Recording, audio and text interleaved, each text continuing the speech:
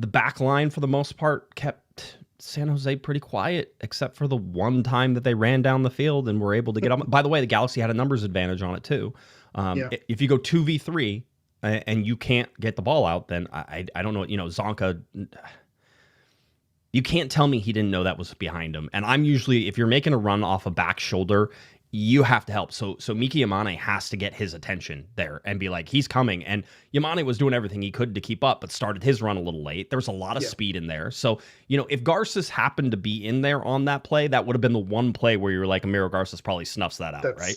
And that's the interesting with Buddha as well. He's speedy. That's why he was brought in, and that's someone that's the one asset of his game where he was going to exploit it. It's funny you're mentioning that this wasn't no postcard for the beautiful game and how excellent soccer should be played. One of the notes that I had is in that it's in the opening of the second half.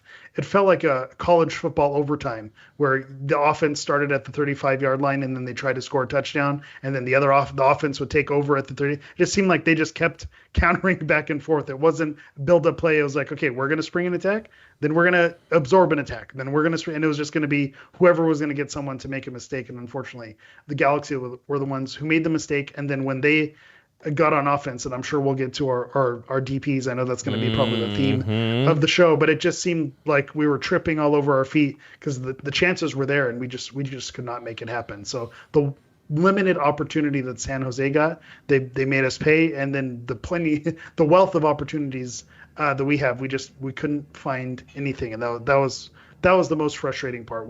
I kind of hinted at the beginning where we've had done this show all season long.